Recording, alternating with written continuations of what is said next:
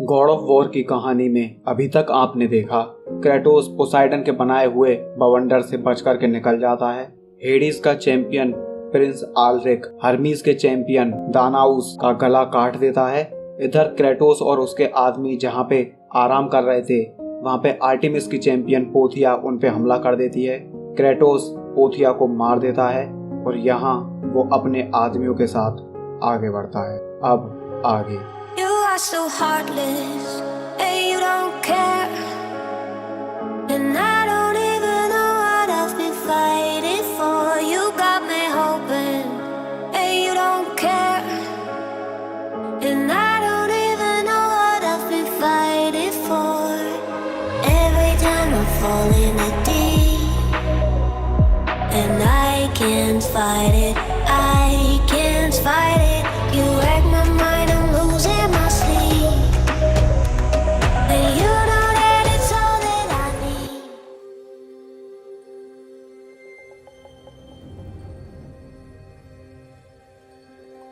इधर हम देखते हैं कि क्रेटोस और उसके साथी अभी चलते चलते एक रेगिस्तान में आ पहुंचे हैं और यहाँ क्रेटोस कैप्टन निकोस को बोल रहा होता है, चलते रहिए कैप्टन निकोस, हम स्पार्टन हैं, हम मौत के वक्त भी सीधे खड़े रहते हैं और जैसे ही हम एम्ब्रोसिया को ढूंढ लेंगे हम आपके घावों को ठीक कर देंगे और उसके बाद मैं अपनी बेटी को बचाऊंगा।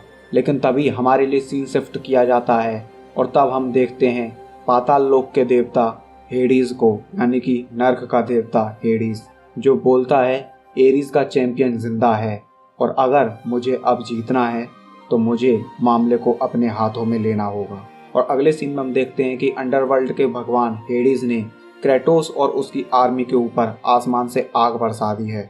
उस आग के शांत होने के बाद हमें पता लगता है कि कैप्टन निकोस अब नहीं रहे हैं और यहाँ कैप्टन निकोस को क्रेटोस और उसकी आर्मी वहीं पे दफन कर देते हैं। तभी क्रेटोस की आर्मी का एक वॉरियर क्रेटोस को अपना कैप्टन मानते हुए बोलता है, अब हमें क्या करना चाहिए। क्रेटोस के आदमी यहाँ लड़ते लड़ते बुरे तरीके से थक चुके थे और अब उन्हें नींद आ रही थी। क्रेटोस जितना चाहे उतना दूर जाना चाहता था, लेकिन तभी उसे कैप्टन निकोस की बात याद आ जाती है कि एक अच्छा लीडर खुद की ज़रूरतों से पहले अपने आदमियों की ज़रूरत का ख्याल रखता है। तब यहाँ पे क्रेटोस बोलता है, हमें थोड़ी देर रुकना चाहिए। यहाँ क्रेटोस के आदमी एक जगह कैंप फायर जला करके आपस में बातचीत कर रहे होते हैं, लेकिन तभी उसे अपनी पत्नी लिसेंड्रा की याद आ जाती है और कुछ ही पलों के बाद क्रेटोस को अपनी बेटी की भी याद आ जाती है। तब हम देखते हैं कि क्रेटोस सपनों में है, क्योंकि वो यहाँ तक सो चुका था और उसे ये जो भी यादें आ रही थी ये सपने ही थे। यहाँ उसे सपने में आवाज़ आती है, आप सो रहे हो जब मैं यहाँ मर रही हूँ। अपनी बेटी की इस तरीके की बात सुनते हुए क्रेटोस यहाँ झटके से खड़ा हो जाता है और बोलता है, बहुत हो गया आराम, हम आगे बढ़ेंगे।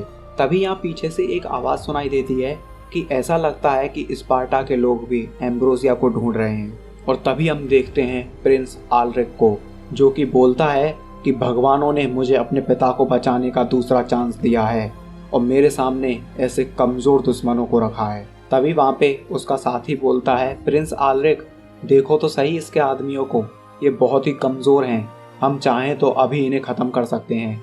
लेकिन तभी प्रिंस आल्रिक बोलता है कि हमें एम्ब्रोसिया तक पहुंचने के लिए अभी कई सारे जोखिमों से गुजरना होगा, इसलिए हम इन्हें अभी आगे बढ़ने देते हैं, इन्हें हमारे लिए जोखिमों से लड़ने देते हैं और हम सीधे सीधे बड़े आराम से आगे पहुंचेंगे और तब ये बहुत ही आसान शिकार होंगे मारने के लिए।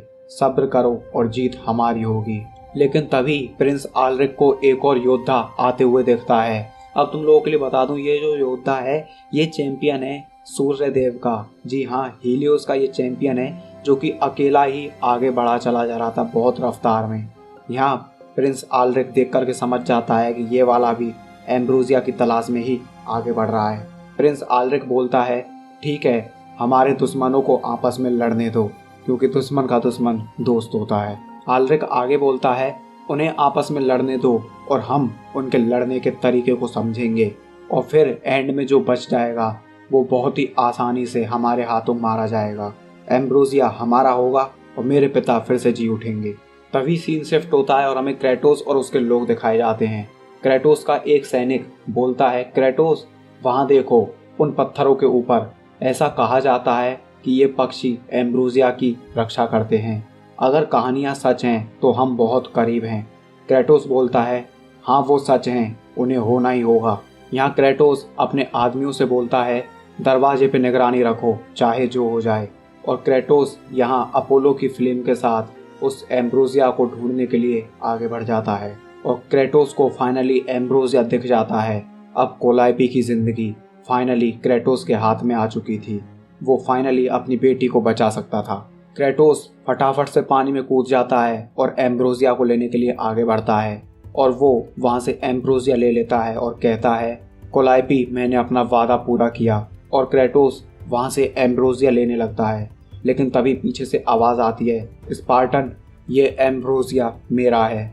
और तभी हम देखते हैं कि हीलियोस का जो योद्धा है, जी हाँ सूर्यदेव का जो योद्धा है, वो क्रेटोस के ऊपर आग बरसाना शुरू कर देता है।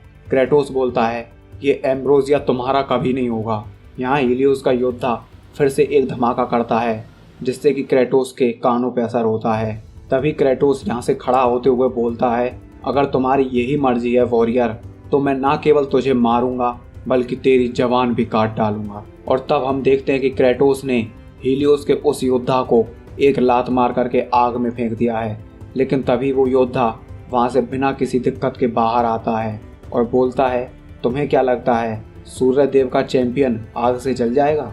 और तभी वो चैंपियन वहाँ पे एक बहुत भयानक ब्लास्ट कर देता है। क्रेटोस उससे बच करके एक पेड़ की टहनी पे चढ़ जाता है और फिर से हीलियोस के उस वॉरियर पे हमला करता है। और उस पे हमला करते ही उसे पानी में ले जाता है। और इस पानी में जाने की वजह से हीलियोस के चैंपियन की जो आग की पावर है वो काम नहीं कर रही थी। क्रेटोस पानी में रहते हुए ही उस चैंपियन का गला दबा देता है और उसे जान से ख़त्म कर देता है। और बाहर आकर के एम्ब्रोसिया की थैली को अपने हाथ में लेकर के बहुत ज़्यादा खुश होता है। क्रेटोस जैसे तैसे करके वहाँ से बाहर आता है।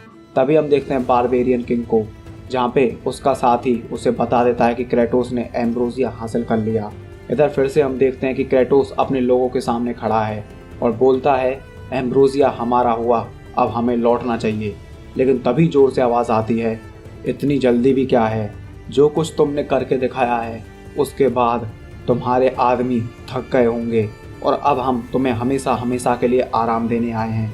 और इतना बोल करके प्रिंस आल्ड्रिक बोलता है, काट डालो इन सबको।